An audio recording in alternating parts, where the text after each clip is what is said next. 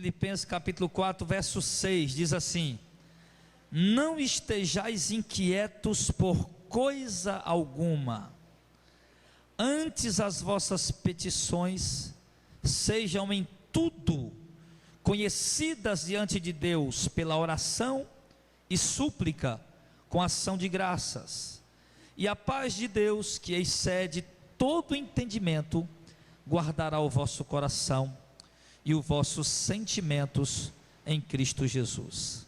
Uma das coisas que mais tem afetado a vida de muitos irmãos nos últimos dias chama-se a ansiedade. Ansiedade, inquietação. A ansiedade e a inquietação, ela é de fato o oposto da paciência, o oposto de ser longânimo, o oposto de ter o domínio próprio, de ser temperante. Uma pessoa impaciente, ela não tem longanimidade. Uma pessoa impaciente, ela não é temperante, ela não sabe esperar, ela não sabe aguardar o tempo de Deus, a hora de Deus, o momento de Deus. Uma pessoa impaciente está sempre se precipitando e dando os pés pelas mãos e se atrapalhando em muitas coisas. Uma pessoa impaciente, ele se atrapalha nos relacionamentos, se lança muito em amizades. Uma pessoa sem paciência, inquieta, impaciente, ela se atrapalha nas finanças. Uma pessoa impaciente, inquieta, agitada, ela se atrapalha na escolha da pessoa com quem vai casar. Então a ansiedade, ela atrapalha as pessoas nas provas, por exemplo, faculdade, em cursos que eles fazem, no colégio, nos estudos. As pessoas impacientes, inquietas, elas às vezes são inteligentes, pessoas inteligentes, mas não conseguem tirar boas notas no colégio, na faculdade, nas provas, nos vestibulares que presta, não consegue tirar boas notas por causa da ansiedade, por causa da inquietação. Então, de fato, irmãos, a inquietação, a ansiedade, ela é inimiga da nossa vida, porque a inquietação e a ansiedade, ela também nos leva, nos conduz a não estar preparados para a vinda do Senhor. A pessoa ansiosa, inquieta, ela não está esperando a vinda de Cristo. Ela não consegue aguardar a vinda de Cristo, ela não consegue esperar a vinda de Cristo. Às vezes ele consegue vir para a igreja, ouvir o evangelho, e a inquietação dele, ele não consegue se firmar, ele não consegue permanecer, não consegue. Eu vejo, por exemplo, as pessoas que usam drogas, que são de fato dominadas pelas drogas, pelo cigarro, pela bebida, pelas drogas ilícitas também, o crack, a cocaína, a maconha. São pessoas ansiosas, são pessoas inquietas, são pessoas agitadas. Eu olho, às vezes eu vou num ambiente, num lugar, às vezes eu vou no centro, eu vou em algum lugar, eu passo em algum lugar, eu vejo numa praça, eu vejo num recanto, eu vejo aquelas pessoas ali, eu vejo elas andando de um lado para o outro, inquietas, ansiosas. Você olha para o semblante daquela pessoa, usuário de droga, você vê que ele está ansioso, ele vai e volta. Lá vizinho à minha casa, o neto de um porteiro lá do prédio, era um garoto viciado em droga. Amanhecia, anoitecia, eu descia do prédio, subia no prédio onde eu moro, e eu entrava e saía, e eu via aquele garoto toda hora, assim, lá no portão, vou, toda hora ele estava lá no lixo do prédio que colocava lá fora para o carro passar, ele estava lá no lixo caçando as coisas, toda hora eu via ele indo lá para baixo para trocar aqueles objetos para vender, para trazer droga. Eu via ele indo naquela ansiedade, voltando naquela ansiedade. Eu dizia, meu Deus, misericórdia dessa vida. Então, querido, a ansiedade, ela tem maltratado muito a vida das pessoas, ela tem judiado muito com a vida das pessoas. Eu tenho visto casamentos serem destruídos por causa da ansiedade. A ansiedade que tem levado pessoas à bebedeira, a ansiedade tem levado pessoas ao uso de entorpecentes, e assim tem destruído o casamento. Eu vi um casamento de um irmão, de uma pessoa querida, meu irmão, ser destruído. Um irmão que vocês não conheceram há muito tempo, ele esteve conosco, e ele chegou já na igreja usando droga, bebendo muito. A gente levou ele para a casa de recuperação, colocou ele lá, e ele passou 6 meses na casa de recuperação. Quando ele saiu, assim que ele saiu, ele pegou uma carona, ele desceu do carro e já foi no bar tomar uma terça de bebida alcoólica. e ele vivia ansioso, e a vida dele, o lado dele destruiu, ele acabou com a família dele. A esposa dele cansou, não quis mais, a filha dele se perdeu no mundo da prostituição, enfim, foi um desastre para aquela família. Tudo isso por causa da inquietação, da ansiedade na vida daquele homem. Então, querido, de fato, a inquietação e a ansiedade têm trazido muito prejuízo para a vida das pessoas. Temos visto, às vezes, a gente conhece muitos casamentos que não vivem, não tem aquela harmonia que deveria ter por causa da ansiedade, da inquietação dos cônjuges, ou de um, ou do marido, ou da esposa, ou dos dois. A inquietação, a ansiedade, bate o estresse, e do estresse vem o bate-boca, vem a explosão, enfim, aí falta a longanimidade, falta a temperança, o domínio próprio, falta a paciência naquela hora. Tudo isso gerado por causa da inquietação, da agitação do corre-corre da vida. E todos nós, infelizmente, temos pelo menos um pouco de ansiedade em alguma coisa da nossa vida. Alguns têm muito, eu já fui muito ansioso, muito ansioso. Eu dou graças a Deus que eu achei que era, meu Deus, é impossível o Senhor tirar de mim a ansiedade. E Deus trabalhou, meu irmão, e hoje acontece coisa que eu digo, meu Deus, esse não sou eu que estou vendo. Ou esse não sou eu que estou passando por isso, tão calmo, tão sereno, tão tranquilo, e vendo o fruto da paciência, da temperança, do domínio próprio, da longanimidade que Deus me deu, que Deus tem dado. Só que Deus dá isso, meu irmão, levando você a passar por provações que levam você a aprender a esperar. O cara é impaciente no trânsito, xinga todo mundo. O cara é impaciente para conversar com alguém. Você vai conversar com alguém, de repente você já explode com aquela pessoa. Uma vez eu fui conversar com um pastor, né? Tem vários irmãos que congregam aqui, que vieram da igreja desse pastor. Eu estava conversando com ele um dia no telefone, e ele estava me explicando o endereço lá da igreja dele. Meu irmão, de repente o camarada se estressou no telefone, começou a dizer, rapaz, você não sabe onde é não, começou a falar grosso. Eu digo, meu Deus do céu, isso é um pastor mesmo. Será que realmente é o pastor mesmo que eu estou falando com ele mesmo? Será que a ligação não está cruzada não, o telefone não errou, né? Então, quer dizer, às vezes essa inquietação, essa ansiedade nos leva a tratar mal as pessoas, nos leva a ferir pessoas, a magoar pessoas, e ferir e magoar pessoas que muitas vezes são amigas, são úteis, são pessoas que nos ajudam, que trabalham conosco. A inquietação, a ansiedade, essa agitação nos leva a perder muitas coisas, e nós temos que aprender com a palavra de Deus e ver algumas coisas aqui sobre essa questão da inquietação e da ansiedade. Amém, pessoal? Isso vai melhorar muito a nossa vida, muito. Eu tenho visto muitas pessoas se dando mal em muitas coisas por causa da inquietação, por causa da ansiedade, sem saber esperar. E isso, meu irmão, não depende de idade não, viu? Eu conheço pessoas na minha família, uma pessoa em particular na minha família, de muita idade já, que outro dia estava com um problema, rapaz, e eu fui lá onde estava essa pessoa, e essa pessoa estava totalmente inquieta, atribulada, dizendo um monte de coisa lá, estava tendo um problema com a pessoa lá. Eu vendo na hora de pular em cima do outro, se agarrar e esgarguelar o outro lá, e rolar no chão, e eu ter que entrar no meio para apartar aquele negócio.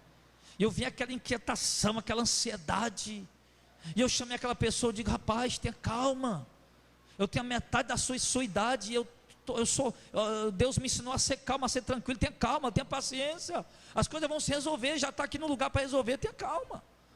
Então, meu irmão, de fato, isso é um atrapalho na nossa vida, é um embaraço. Então nós vamos ver aqui o apóstolo Paulo dizendo aos Filipenses que nós não devemos estar inquietos por nada. Pastor, mas eu sei, pastor, que eu não devo estar inquieto por nada, mas eu não consigo, é uma força maior do que eu sei disso, irmão. É uma força compulsiva, você não consegue dominar, não consegue controlar. Então nós vamos ver aqui, por exemplo, o que ele diz aqui, que nós podemos fazer. Por exemplo, vamos primeiro por passo, que é que uma vida, lá em Lucas 12, no verso 22, ele fala ainda da ansiedade, que a ansiedade atrapalha a vida do homem. Lá em Lucas 12, 22, vamos ver o que é que ele diz aqui em Lucas 12, 22, sobre a ansiedade. Lucas 12, 22, aqui Jesus falando, aí disse aos seus discípulos, portanto vos digo, não estejais apreensivos pela vossa vida, sobre o que comereis, nem pelo corpo sobre o que vestireis. Jesus está dando um conselho aqui, irmão. Jesus está dizendo que nós não devemos estar ansiosos, apreensivos pela nossa vida, sobre o nosso corpo. Jesus fala de coisas necessárias. Jesus vem falando aqui, nós não devemos estar inquietos nem pelas coisas necessárias, pelo que comer, nem pelo corpo que haver de vestir. Lá no verso 26, Jesus diz: pois se nem ainda podeis as coisas mínimas, por que estáis ansiosos pelas outras? Jesus disse, às vezes a gente não pode nem resolver as coisas mais simples. Então por que nós vamos ficar ansiosos com as coisas maiores, com as coisas mais complexas? Às vezes tem coisas simples na nossa vida que nós não estamos conseguindo resolver. Às vezes tem coisas simples que nós não estamos conseguindo solucionar. E Jesus está dizendo, se vocês não estão conseguindo resolver nem as coisas simples, estão ansiosos ou inquietos por outras coisas. E Jesus está dizendo que isso não convém. Nós precisamos ter calma. E lá no verso número 29, ele diz assim: não pergunteis, pois, o que havemos de comer, ou o que havemos de beber, e não andeis inquietos. Esse é conselho do nosso mestre. Olha o que é que ele diz: não fique perguntando como é que você vai resolver este ou aquele problema.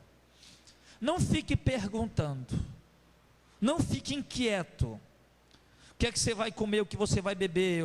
Não fique inquieto, não ande inquieto, não fique se questionando, perguntando. Jesus está falando. Então, irmão, uma das coisas que você tem que colocar no seu coração é isso. Olha, é isso. Não fique se questionando como vai resolver aquele problema. Tem coisa que está lhe perturbando, tem coisa que está lhe incomodando, tem problemas pendentes, tem situações pendentes, e você está ansioso, inquieto, se perguntando como vai resolver. Jesus está dizendo que você não deve se perguntar. Então o que é que eu faço, pastor? Ora. Ele disse aqui, verso 31, busque o reino de Deus em primeiro lugar, e todas essas coisas serão acrescentadas. No contexto que nós estamos pregando aqui, o que é que nós podemos dizer?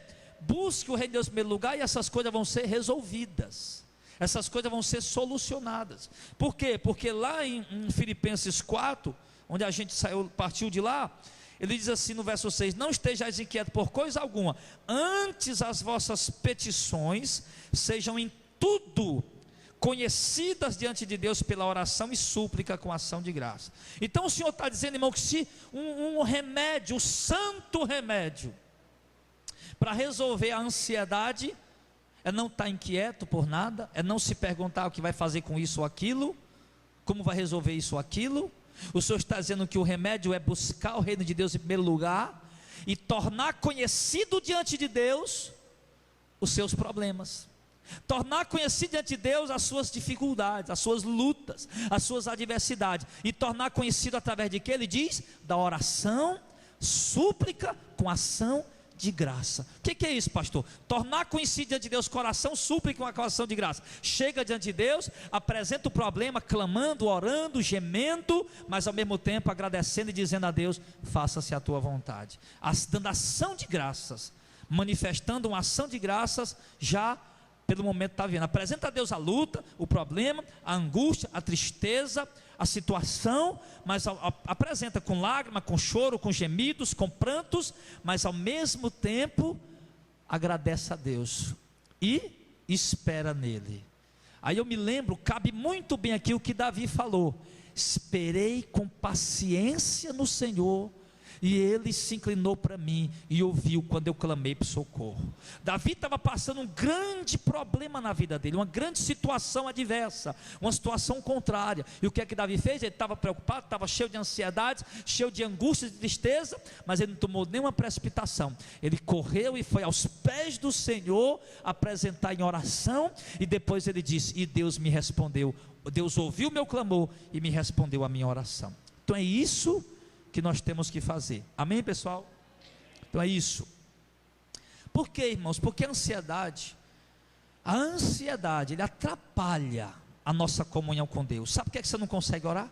Por causa da ansiedade, por causa da inquietação. Eu lembro quando eu tinha loja, minha vida era muito corrida. 7 horas eu estava na loja até 7 da noite, até 6 da noite. Até 6 da noite. Quando não tinha culto, eu estava até mais tarde um pouco. Quando tinha culto, eu fechava mais cedo. Mas o corre-corre era muito grande, muito cliente para atender, aquela coisa de comércio, compra, vende, negocia, atende esse, atende aquele, resolve isso, resolve aquilo, enfim, e aquele corre-corre. Muitas vezes eu me lembro, eu ia orar, eu ia para o meu quarto orar. Quando eu abri a minha loja, eu morava no outro bairro, e depois Deus me deu a graça de ter uma casa em cima da minha loja. Eu morava a loja embaixo, a minha casa em cima, e o meu quarto de oração era bem em cima onde era a loja. Não tinha misticismo nenhum, eu estou até percebendo isso agora. Era bem em cima da loja, e muitas vezes eu estava lá, eu vou orar, subia lá para cima, aquele momentozinho meu tranquilo, eu ia para eu vou orar agora, subia, ia lá para o quarto, trancava a porta e orar. Quando eu dobrava o joelho, que eu ia falar com Deus, aí vinha na minha mente, eu tenho que resolver aquilo, eu tenho que resolver aquilo, não é assim que faz? Eu tenho que resolver aquilo, eu tenho que ir para aqui, para acolá. E aí, rapaz, eu não conseguia orar 20 minutos, levantava e saía. E de repente eu dizia, não, eu quero ter uma vida mais profunda com Deus, eu quero mergulhar mais em oração com Deus, eu quero me aproximar mais de Deus, eu quero ter mais intimidade, comunhão com Deus. Então, quando eu fui para o lugar da oração, batia a ansiedade. E às vezes, irmão, quando eu saía para ir resolver as coisas, que eu pegava a moto para ir resolver, eu ia na moto para um canto, correndo para outro, e a minha mente ia pensando o quê? Poxa vida, isso aqui dava para resolver mais tarde, podia ter ficado orando. Poxa vida, isso aqui dava para me fazer mais tarde, eu podia ter ficado orando. Era só a ansiedade, que não dava para esperar para aqui 1 hora. Poxa vida, eu podia passar 1 hora em oração, aquilo ali era uma coisa que eu podia fazer até a tarde, ou à noitinha, ou à tardinha, mas não, a ansiedade queria que eu fizesse naquela hora. E quando eu estava correndo na moto, resolve aqui, resolve acolá, eu na minha mente pensando, olha, isso aqui dá para ter feito mais tarde, dá para ter esperado. Não era tão. E quando eu resolvia tudo que eu voltava, eu dizia, olha, eu pensava, tudo que eu fiz tinha dado para me fazer mais tarde, eu podia ter ficado orando. Então, querida, a ansiedade nos impede de ter essa comunhão com Deus. Eu lembro aqui o que está em Lucas capítulo 10, volta aí a página aí, lá de Marta e Maria. Vamos ver esse texto. Lucas 10, 38. E aconteceu que, indo eles de caminho, Jesus entrou numa aldeia, e certa mulher, por nome Marta, o recebeu em sua casa. E tinha esta uma irmã chamada Maria, a qual, assentando-se também aos pés de Jesus, ouvia a sua palavra. Marta, porém, andava distraída em muito serviço, e aproximando-se disse, Senhor, não te importa que a minha irmã me deixe servir só? Dize-lhes, pois, que me ajude. Sim, para bem aí, irmão, preste atenção no que é a ansiedade. Olha o detalhe desse texto. Jesus foi de caminho e entrou numa aldeia, e quando Jesus entrou naquela aldeia, na aldeia de Marta e Maria, que eu esqueci agora o nome, como era Betânia? Não, eu esqueci o nome agora, parece que era Betânia, Lázaro de Betânia. Então, quando Jesus entrou naquela aldeia, naquele povoado, e Jesus chega ali, eu imagino Jesus entrando na cidade, preste bem atenção. Eu imagino Jesus entrando na cidade, entrando naquele povoado, e o pessoal vendo, olha Jesus, e ninguém ali, todo mundo olhando para Jesus de boca aberta ali, maravilhado de Jesus, mas ninguém teve a atitude que Marta teve. Marta teve uma atitude inesperada. Marta, no meio de milhares de pessoas que viram, olha Jesus, Marta foi a única que chegou e disse, Jesus, vamos lá para casa, vamos lá para minha casa. E Jesus foi para a casa dela, e quando Jesus chega na casa dela, o texto diz, ele estava sentado, e algumas outras pessoas se assentaram, inclusive a irmã mais nova de Marta, a Maria, se assenta também. Porém Maria deixa Jesus ali, limpa uma cadeira, varre o chão, organiza o lugar, um senta aqui, outro ali, prepara uma cadeirazinha para Jesus, bota ali, pronto. E agora, Jesus, fica à vontade aí, tá bom? É um prazer o senhor estar aqui em casa, mas vamos cozinhar feijão, vamos lavar roupa, e vamos limpar o quintal, vamos fazer o serviço. Então, meu irmão, preste atenção o que é ansiedade. Marta estava recebendo a visita de quem, irmão? De Jesus. Jesus estava na casa de Marta, irmão. Não era Pedro. Se fosse Pedro já era muita coisa, o apóstolo Pedro. Se fosse Paulo já era maravilhoso receber a presença daquele homem santo dentro de casa. Mas era o próprio Filho de Deus, o próprio Jesus, irmão. E Marta deu bem atenciosa, foi ali, organizou direitinho ali a reunião. Jesus sentou, começou a pregar. Mas Marta tão ansiosa e inquieta, que mesmo o Jesus vindo na casa dela a primeira vez, e sabe lá quando ele ia voltar de novo, ainda assim a ansiedade dela não permitiu ela parar um pouco o que ela estava fazendo e se assentar aos pés de Jesus. Então nós vimos aqui o quê? Que a inquietação, ela rouba o momento de comunhão, de intimidade entre você e Deus. Marta chega para Jesus e Marta não estava nem se tocando, porque as pessoas ansiosas, irmãos, que Jesus está ali na casa dela, o momento de orar, o momento de ler Bíblia, o momento de buscar Deus, sei lá, o momento do culto, o momento da oração, o momento da obra de Deus, a pessoa inquieta, ansiosa, ela se ocupa com outra coisa, e ela nem percebe. Pelo contrário, Marta foi lá e Jesus, o senhor não acha ruim que a minha irmã deixou eu trabalhando só? Eu estou ali fazendo tudo sozinha, minha irmã está aí sentada. Ela não estava nem percebendo, irmão. Ela não estava tendo a sensibilidade. Quer dizer que Marta, olha aí, meu irmão, Marta estava lá trabalhando, Jesus na sala da casa dela, e a consciência dela nem pesava. Rapaz, como é que pode? Eu estou aqui tão ocupada, Jesus está lá fora, eu vou terminar logo esse negócio para ir lá. Marta não estava nem aí. Ela ainda chega lá para reclamar com Jesus, porque Maria não tá ajudando ela.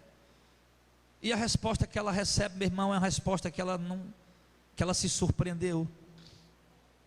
E Jesus disse no verso 4, aliás, no verso 40, Marta, porém, andava distraída em muito serviço. Vendo? Aproximando-se, disse: Senhor, não te importa que a minha irmã me deixe servir só? Dize, pois, que me ajude. Marta queria que a Maria saísse da reunião e fosse ajudar ela. E Jesus disse o quê? Verso 41, Marta, Marta, estás ansiosa e inquieta com muitas coisas. Olha aí, irmãos, a ansiedade. Jesus disse: Marta, Marta, essas coisas aí tu pode fazer mais tarde, Marta. Essa casa tu pode varrer mais tarde, esses pratos tu pode varrer mais tarde. Eu sei que tu está trabalhando aí para servir uma comidinha para nós aqui, eu sei que você está fazendo melhor, mas agora é hora de sentar e ouvir a palavra, agora é hora de buscar Deus. Marta, não deixa que a ansiedade, que a inquietação roube a tua vida de oração, a tua comunhão com Deus. E isso está acontecendo com muitos de nós, irmão. Quantas pessoas que me ouvem agora, você que está em casa ouvindo na internet, você que está aí dirigindo no carro, ouvindo pelo CD, sei lá, você que está na rádio ouvindo, não sei, você que está aqui ouvindo essa palavra, quantos de nós, irmãos, temos esfriado a nossa caminhada com Deus, porque a ansiedade, a inquietação tem matado a nossa vida de oração. Não é perca de tempo, irmão, parar um pouco os afazeres e dedicar 1 hora de oração por dia. Não é perca de tempo de maneira alguma. Não é perca de tempo programar alguma coisa para mais tarde um pouco, para poder dedicar 1 hora de oração. Não é perca de tempo, meu irmão. A ansiedade, a inquietação, ela tem distraído muitas pessoas. Jesus disse: Marta, porém Marta andava distraída em muitos serviços. Os muitos serviços, meu irmão, só servem muitas vezes para nos distrair. Distrair de quê, pastor? Da presença de Deus, da comunhão com Deus. Sim. Então, Jesus disse a Marta: tu estás ansiosa e afadigada com muitas coisas. Então, querido, saiba de uma coisa. Jesus estava de corpo presente lá na casa de Marta. E Jesus, todo mundo estava lá sentado. Você acha que Jesus não estava percebendo, não? Imagina Jesus dizendo: poxa vida, eu estou aqui sentado pregando o evangelho, ensinando o pessoal, e Marta está lá dentro lavando, varrendo casa, cuidando do serviço. Era para Marta estar aqui sentada, mas você vê que Jesus não chamou. Jesus deixa as pessoas espontâneas. Jesus quer que as pessoas sejam voluntárias, sejam espontâneas, tenham atitude própria. Venha de fato, não que Marta se toque mesmo e deixe lá os afazeres e venha sentar aqui. Eu não vou chamar ela deve vir. Então, querido, mesmo Jesus que estava na casa de Marta, todo dia ele está lá na tua casa esperando você só chegar a ele para falar com ele. Todo dia esse Jesus está olhando você tão inquieta, se amanhece o dia já fazendo comida, fazendo café, fazendo comida, levando, vai começar as aulas agora, né? E vai levando os meninos para o colégio e tal, e já volta a lavar roupa, lava prato, varre casa, faz isso, faz aquilo outro. Jesus tem visto você tão ocupado, tão inquieto, tão distraído, meu irmão, e tem esquecido do principal, que Jesus disse aqui, o que é? Buscar a comunhão com Deus através da oração. A ansiedade, irmão, a ansiedade, ela tem de fato, ela tem causado isso na vida de muitos irmãos. Temos hoje uma grande parte da igreja sem comunhão com Deus, por causa da inquietação, da ansiedade. Temos hoje, olhe muitas coisas que você vai fazer. Muitas das coisas que você vai fazer, você sabe, dá para fazer mais tarde. Dá para me resolver mais tarde isso. Agora é o meu momento de buscar Deus. Então, a ansiedade, a inquietação, ela tem de fato matado espiritualmente muitas pessoas. Você concorda com isso, amém? E talvez isso esteja acontecendo com a sua vida. A vida de oração, irmão, ela nunca para de uma vez, ela vai parando aos poucos, ela vai esfriando aos poucos, ela vai se apagando aos poucos. Os afazeres vão aumentando, a ansiedade vai aumentando, o corre-corre vai aumentando, e aí é difícil, e depois quando você menos percebe, você esfriou, e a gente tem que ter cuidado com isso. Eu me lembro, lá no livro de Ruth, a Ruth, aquela moabita, havia um homem no tempo dos juízes, o nome dele era Elimeleque. Ele tinha uma esposa chamada Noemi, e 2 filhos chamados Malom e Quilion, né? Malom e Quilion, lá em Ruth capítulo 1, e houve uma seca lá, em Belém da Judéia, cidade onde eles moravam. E por que houve aquela seca? Porque o povo estava em pecado, porque o povo estava desviado da presença de Deus, que o povo estava afastado da presença do Senhor. E era assim que Deus castigava Israel. Deus castigava Israel mandando seca, porque o povo vivia da agricultura, da pecuária, e Deus mandava seca. E a seca castigava, morria animal, não dava o fruto da terra, o povo passava necessidade. E lá em Belém, Efrata, casa do pão, a palavra Belém significa isso, casa de pão, estava faltando pão, estava faltando comida, o povo estava passando necessidade, mas era Deus que estava enviando, era Deus que estava enviando para o povo. Mas houve um homem chamado Elimeleque, que quando viu aquela seca, ele não quis mais ficar ali. Ele era judeu, ele era um homem, um servo de Deus também, como todo judeu. E ali Elimeleque diz: não, vamos embora, vamos sair por aí, vamos lá para Moabe, vamos procurar terra lá para a gente plantar. Lá está tendo inverno, está tendo tudo bom lá, vamos para lá. E ali pega a família, pega a mulher, pega os 2 filhos e vai. E ali, meu irmão, quando ele sai, a Bíblia diz que aquele homem morre. E quando aquele homem morre, fica só a esposa dele, Noemi, e os 2 filhos, Malom e Quilion. E o Malom e Quilion se casa com 2 mulheres. Sim, com 2 mulheres. Uma é Ruth, e a outra, me falta a memória agora. E quando eles 2 se casam com aquelas 2 mulheres, os 2 jovens também morrem. E a Bíblia diz lá no livro de Ruth, Ruth, capítulo 1, que aquela mulher agora está desamparada do seu marido e dos seus 2 filhos. E ali, meu irmão, 10 anos se passa, eles ali na terra de Moabe. E quando ela ouve falar que Deus visitou Judá, e agora está tendo inverno, está tendo pão, ela se levanta e diz: vou voltar para lá agora. E quando ela volta para lá, que ela leva a Ruth com ela, e ela entra na cidade de Judá, que ela entra na cidade de Belém, o povo diz: olha aí a Noemi. E ela diz: não me chama mais de Noemi, porque Noemi significa agradável, me chama agora de Mara, porque grandes amarguras Deus tem me dado na minha alma, eu perdi meu marido e meus 2 filhos. E tudo isso por quê, irmão? Por causa da ansiedade, por causa da inquietação. Ela voltou para lá, estava todo mundo vivo, não tinha morrido ninguém, tinha morrido o gado, tinha, a plantação não estava dando, não estava, mas o povo estava se virando, era prova de Deus, era tempo de prova de Deus para aquele povo, e a inquietação deles levou eles a fugir da prova de Deus, e trouxe prejuízos irreparáveis para a vida deles, perdendo toda a sua família. Teve o marido e os 2 filhos ceifados pela morte. Se eles tivessem ficado lá, não, vamos ficar aqui, Deus mandou essa prova, vamos ficar aqui, é Deus que mandou, vamos aguardar, vamos esperar, vai passar, vamos ficar na presença de Deus, vamos orar, vamos se consagrar, Deus vai cuidar da gente. Mas não, a inquietação levou eles a sair de lá, e ao sair de lá pela inquietação, acabaram perdendo o maior patrimônio que Deus dá ao homem nessa terra, um patrimônio físico, né? Que é a nossa família. Então, querido, tudo isso pela ansiedade. Tem outro texto também que fala de inquietação, de ansiedade, lá em Jó capítulo 2, no verso 9. Lá no verso 8, a Bíblia diz que o Jó se sentou na cinza e foi se raspar com um caco de telha. O diabo tocou nele, você já sabe, ele tinha perdido os 10 filhos, todos os bens que ele tinha, e agora o diabo colocou uma enfermidade nele, do alto da cabeça até a planta do pé. Jó foi sentar, no verso 8, Jó foi sentar lá no monturo, se raspar com um caco de telha, porque aquelas feridas estavam coçando. E a mulher de Jó, inquieta, agitada, ela chega para Jó no versículo 9 do capítulo 2, e ela disse: Jó, tu ainda retens a tua fidelidade a esse Deus? Como é que pode, Jó? Como é que tu consegue ser fiel a Deus ainda? Amaldiçoa a Deus e morre, Jó. Quer dizer, por que aquela mulher falou isso? Ansiosa, inquieta.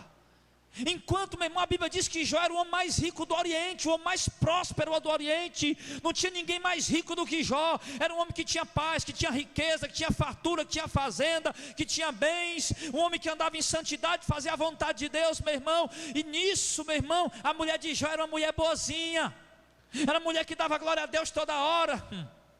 Era a mulher que toda hora estava lá agradecendo a Deus, louvando a Deus, glorificando a Deus. Imagina a mulher de Jó, meu irmão, lavando a casa, tanta fartura, tanta riqueza, os filhos tudo bonito, tudo gordo, prosperidade, a fazenda, a riqueza. Imagina aquela mulher varrendo a casa e cantando louvor a Deus. Imagina aquela mulher lavando os pratos, cuidando da sua casa, administrando a sua casa. E, oh meu Deus, como o Senhor é bom, como o Senhor é maravilhoso. E quando veio a provação, ela ficou inquieta.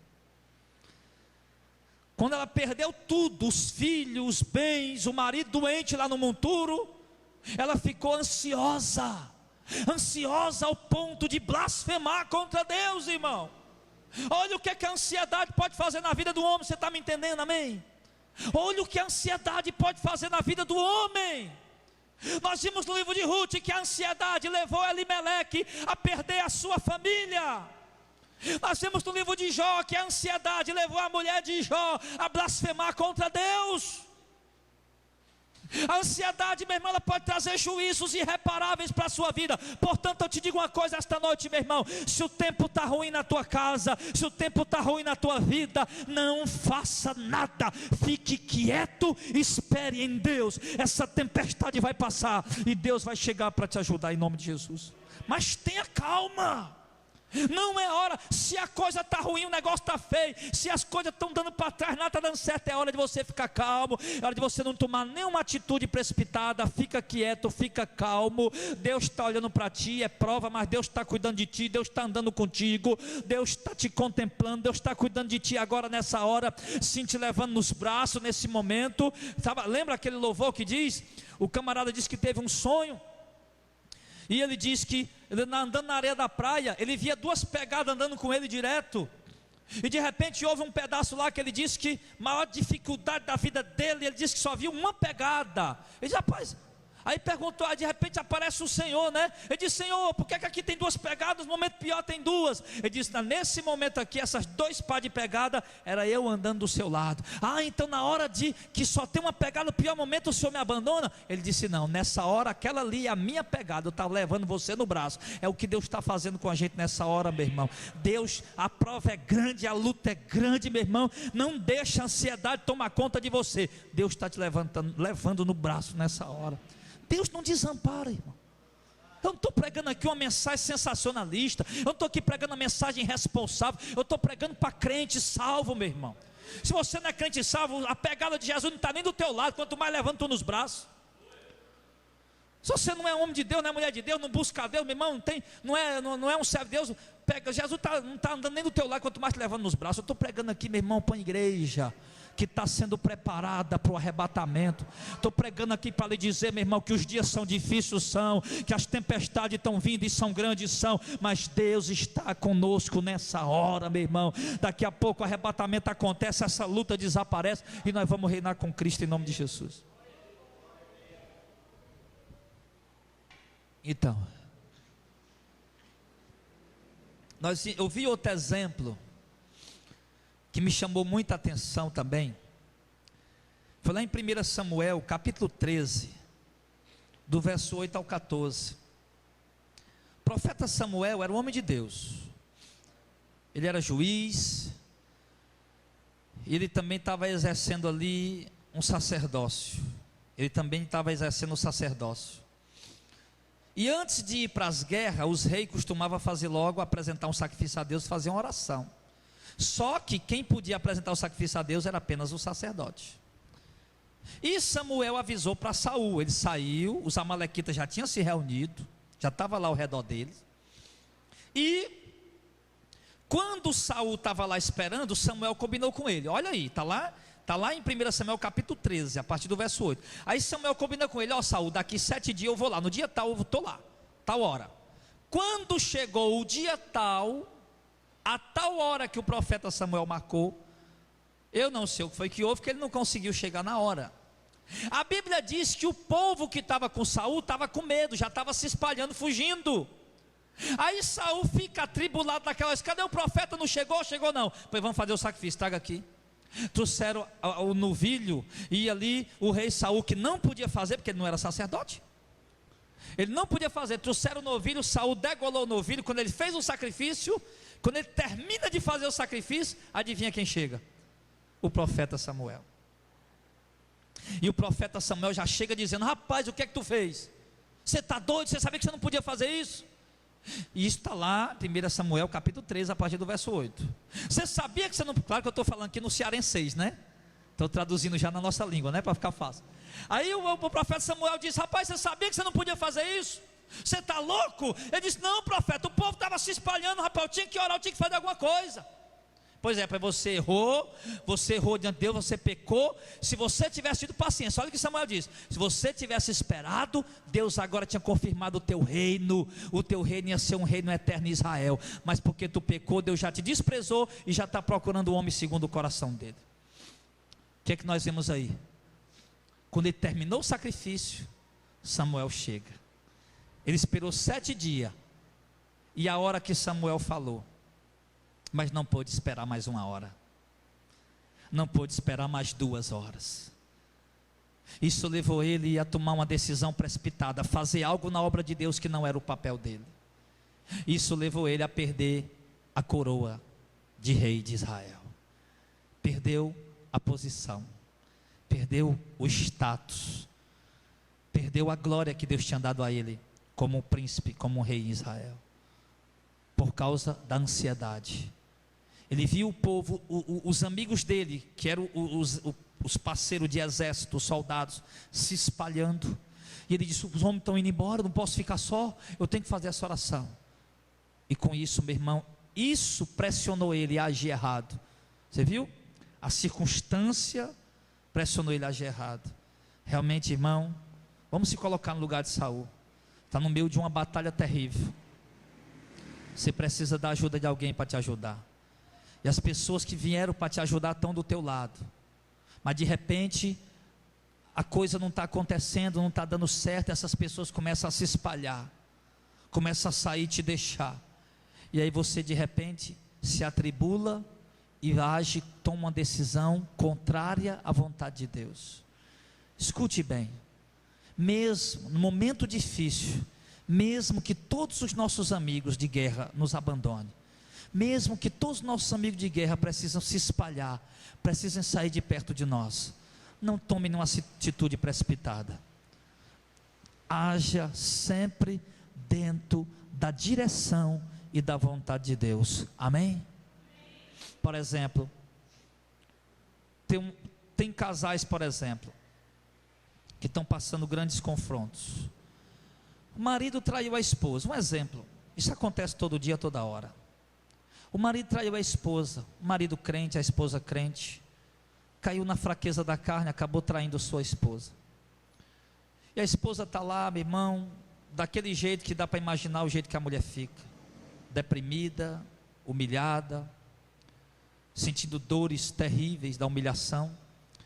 E de repente, ela sabe que a direção de Deus é ficar quieta, mas de repente começa a chegar muitas pessoas. E aí o marido sai de casa, começa a namorar com uma com outra, começa a farrear, e ela sabendo de tudo. E de repente as amigas começam a chegar, as mensagens chegam no celular, chega pelo WhatsApp, chega pelo Facebook, chega pelo MSN do celular. As pessoas chegam na casa dela e dizem: olha, mulher, deixa de ser besta, vai namorar também, arranja outro. Esse homem não está mais para ti, está vendo, ele já te abandonou, ele não volta mais. E ali, meu irmão, às vezes influenciado por esse tipo de pressão, a mulher acaba tomando a decisão errada, acaba de fato arrumando outro e agindo erradamente.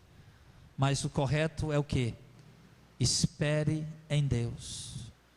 Diga para suas amigas: não, meu marido vai voltar, eu vou orar por ele, Deus vai mudar a vida dele, ele vai abandonar as amantes. Eu estou sofrendo, é difícil, suportar, mas Deus vai restaurar o nosso amor, o nosso carinho, a nossa amizade, nós vamos ser uma família feliz novamente. A direção certa. a direção correta. Não adianta em momento algum, irmão, agir precipitadamente. Se Saul tivesse esperado mais uma hora, o profeta Samuel teria chegado e ele teria sido abençoado. Casais que se separaram, talvez tivesse esperado mais um dia, não tinha se separado. Seu marido lhe traiu, coisa não está bem lá na sua casa. Não se separe, não se debande, espera mais um dia. Espera em Deus mais um dia, porque Deus sempre vai chegar na hora dele. O Saul esperou Samuel na hora marcada, a hora que ele e Samuel marcaram, mas o tempo de Deus era outro. Ele marcou, vamos dizer, para domingo às 3 horas da tarde, e o profeta Samuel chegou às 5 horas da tarde, porque o tempo de Deus era outro. Deus queria provar a confiança dele em Deus. Deus quer provar a sua confiança em Deus nessa prova. Deus quer provar a tua confiança nele nessa prova. Então espera mais um dia, 2, mais uma semana, mais um mês, mais um ano, mas ande dentro da vontade dele. Se Saul tivesse se Saul tivesse dito assim: pode ir embora todo mundo, eu vou esperar o profeta aqui, vou esperar o sacerdote, vou confiar em Deus. Meu irmão, o sacerdote tinha chegado lá: Saul, tu é um homem de Deus, Deus confirma teu reino agora, tu vais ser príncipe de Israel, teu trono está estabelecido. Deus ia honrar ele, mas por uma hora ele perdeu a bênção. Então espere, tenha paciência em nome de Jesus, amém? Tenha paciência em nome do Senhor Jesus. Então, queridos, amados, nós estamos vendo o que? Pessoas inquietas, ansiosas, que não souberam esperar o tempo de Deus, acabaram se arruinando. Por outro lado, nós olhamos homens que tiveram paciência, souberam esperar, sentir as dores. Por exemplo, José, filho de Jacó, o conhecido José no Egito. Não é José do Egito, é José no Egito. O conhecido Zavinat Paneah, José no Egito. Chegou no Egito com 17 anos, nu. Os irmãos dele rasgaram a roupa dele e jogaram num poço. Vamos matar? Não, lá vem uma caravana de ismaelita, vamos vender 30 moedas de prata. Dá para a gente fazer uma festa, tomar umas cachaça. Mataram um cordeiro, levaram a pele. Pai, mataram o teu filho, José. Está aqui a roupa dele, a roupa dele não é. Está aqui suja de sangue, o pedaço aqui. Opa, mataram meu filho, Jacó. E José está chegando lá no Egito, nu e descalço. José passa 13 anos esperando em Deus. 13 anos depois, Deus honra José lá dentro do Egito. José não precisou de empresário para promover ele. José não precisou de amigos, de colega, ou da palavra do pai dele também, que era uma pessoa importante. Apenas Deus estava com ele. 13 anos de espera, mas sendo fiel a Deus. A mulher do Potifar, uma mulher linda, imagina que era uma mulher linda. E a mulher: vamos lá, José, deita comigo. E José: não, eu vou ser fiel a Deus. Imagino muitas oportunidades que José teve, meu irmão, para se dar bem de uma forma errada, de uma forma desonesta. Mas ele não se precipitou, ele esperou em Deus. E ele ter esperado em Deus, Deus honrou ele lá dentro do Egito. Ele se tornou o homem mais poderoso dentro do Egito. Só perdia para o faraó, que era o rei. Ele era o príncipe, um governador lá do Egito. Davi foi ungido rei com 30 anos de idade. Davi esperou 10 anos para Deus cumprir a promessa, para sentar no trono e dizer: agora eu sou rei de Israel. 10 anos de luta, de angústia, fugindo, se escondendo em montes, em cavernas, em escovas da terra, esperando em Deus. E 10 anos depois, Deus cumpriu a promessa. Por isso Davi disse que esperou com paciência no Senhor e recebeu a bênção de Deus. Nós vimos outros homens como Elias, que ficou 3 anos e meio lá no ribeiro de Querite, bebendo daquela fonte, comendo biquinho de pão de manhã, comendo biquinho de pão com carne de noite, que os urubu traziam, os corvos traziam. E Elias estava lá tranquilo, satisfeito, meu irmão, na presença de Deus. Nós vimos o exemplo de Jeremias, irmão, um homem que sofreu por causa da palavra de Deus, mas foi paciente e aguardou em Deus. Nós vemos o ministério de Paulo, de Pedro, a paciência de Estevão, pregando o evangelho para aqueles homens, a paciência de Filipe, fugindo de casa, levando sua mulher e suas 2 filhas, e peregrinando de um lado para o outro, pregando o evangelho e ganhando almas para Cristo, sem abandonar o caminho do Senhor. Então, amado, nós vemos que de fato a ansiedade atrapalha, é um empecilho na nossa vida, mas a paciência, ela nos ajuda a receber a unção de Deus, a graça de Deus, a provisão de Deus e a nos tornar amigos de Deus. Abraão esperou 25 anos, esperou em Deus, Deus prometeu, ele vai cumprir. 10 anos passou, não, ele prometeu, ele vai cumprir. 20 anos passou, ele prometeu, ele vai cumprir. 24 anos passou, não, ele vai fazer. Abraão velhinho já levando a bengala e dizendo lá, Deus prometeu, ele vai cumprir, vai cumprir. 100 anos de idade, 25 anos depois, Deus chega com a paciência. A paciência. A Bíblia diz que pela fé e paciência, os homens de Deus alcançaram as promessas.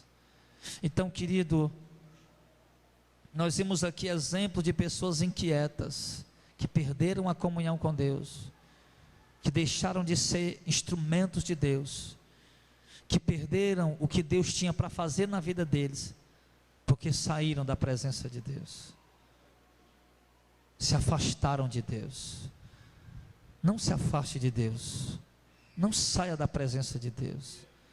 Você pode vir a viver os piores momentos da sua vida, você pode vir a viver os momentos mais desesperadores da sua vida, não saia, permaneça, fique firme.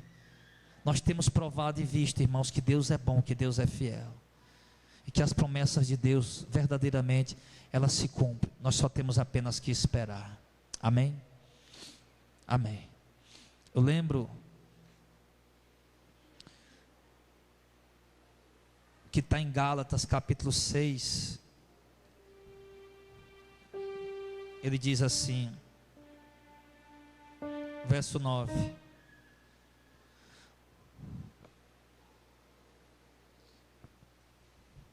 não, verso 7, Gálatas 6, 7, não erreis, Deus não se deixa escarnecer, porque tudo que o homem plantar, isso também colherá.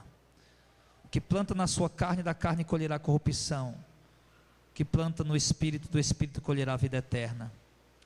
E não nos cansemos de fazer o bem, porque a seu tempo colheremos, se não houver desfalecido. Então, enquanto temos tempo, façamos o bem a todos, mas principalmente aos da família da fé. Isso aqui é uma outra pregação para outro dia, mas eu quero só mostrar para vocês esse texto que ele fala, que nós não podemos nos cansar de fazer o bem, de continuar servindo a Cristo. Não podemos nos cansar de continuar fazendo a vontade de Deus, porque no tempo certo nós vamos receber aquilo que Deus prometeu. E voltando lá para Filipenses, capítulo 4, para a gente concluir a mensagem.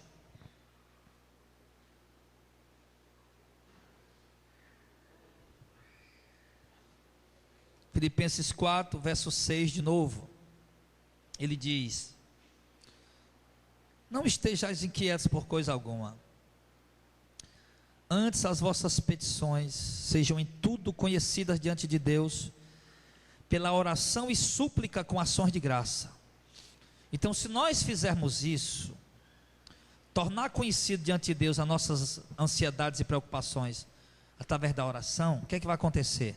No verso 7, a paz de Deus, que excede todo entendimento, guardará os vossos corações e os vossos sentimentos em Cristo Jesus. Amém.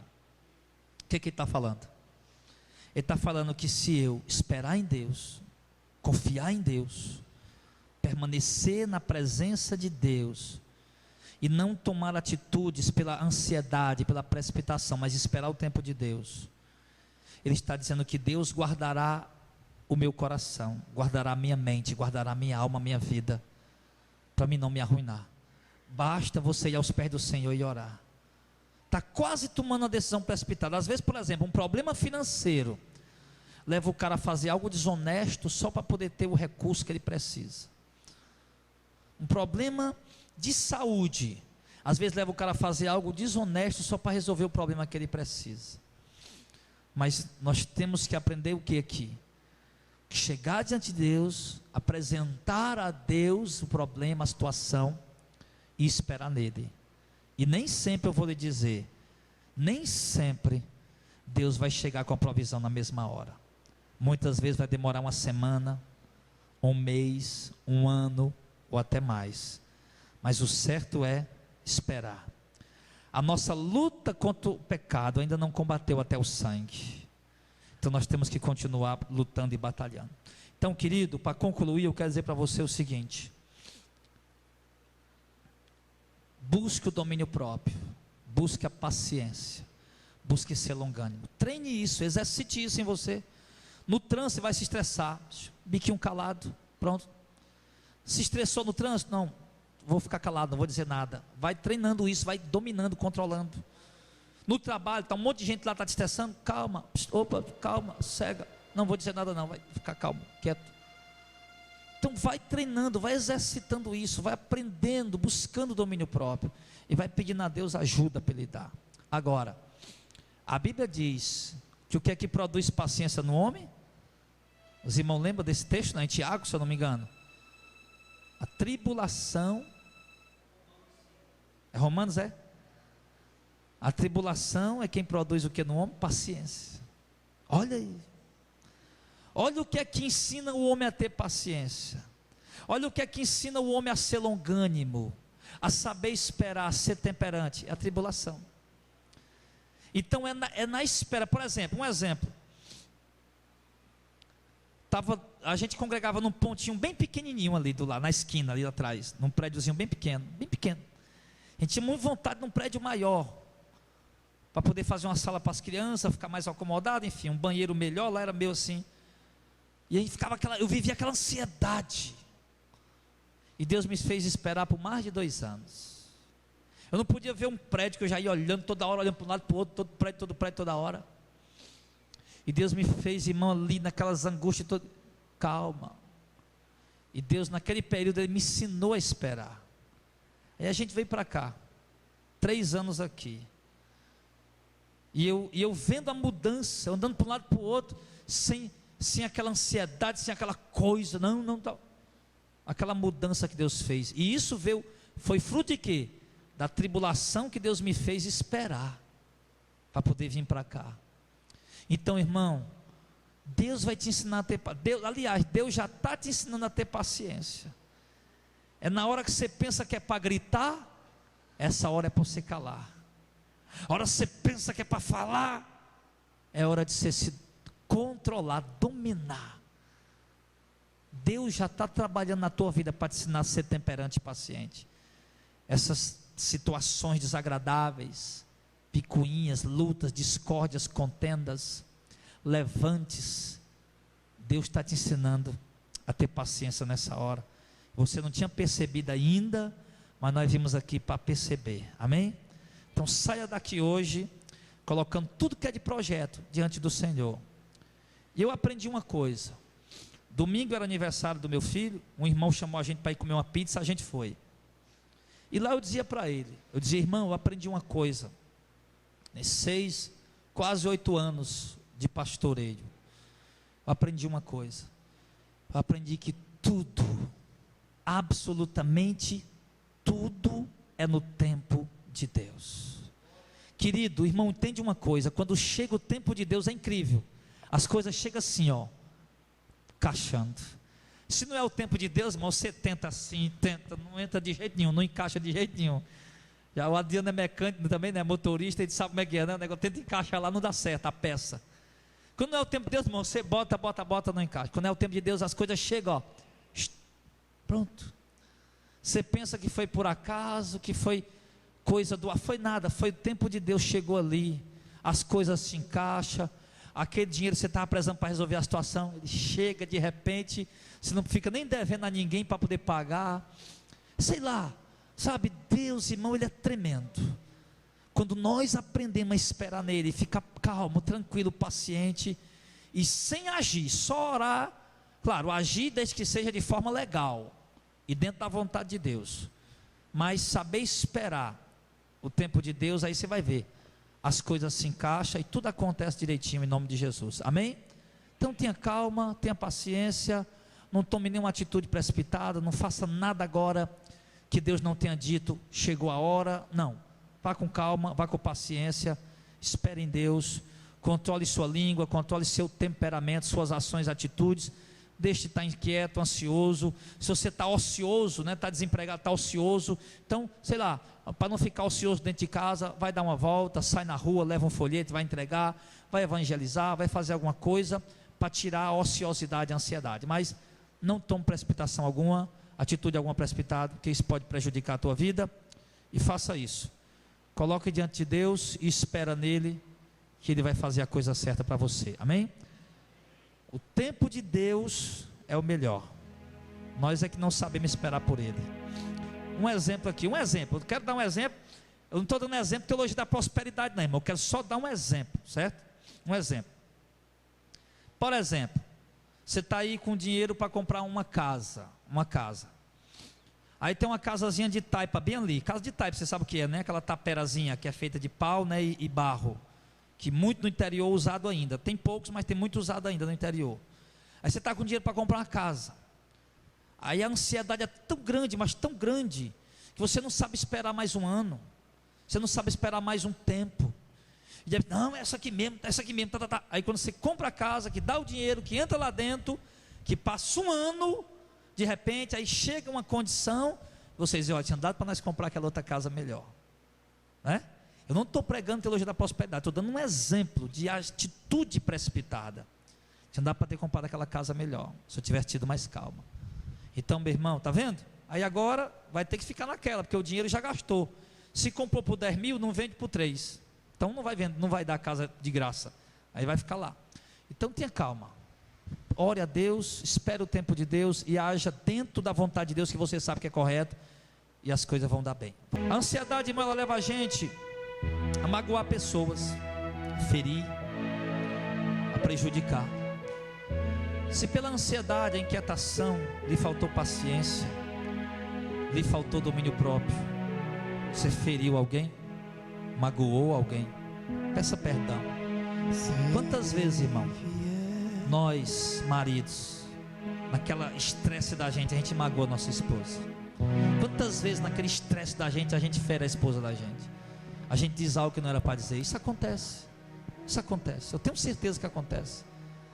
Acontece comigo, acontece com os irmãos. Tenho certeza que os varões aqui têm a consciência que acontece isso algumas vezes. Então, amado, não fira mais a sua esposa, tenha cuidado. Ela é sua amiga, sua companheira, ela cuida da casa enquanto você trabalha, ela cuida dos filhos enquanto você trabalha.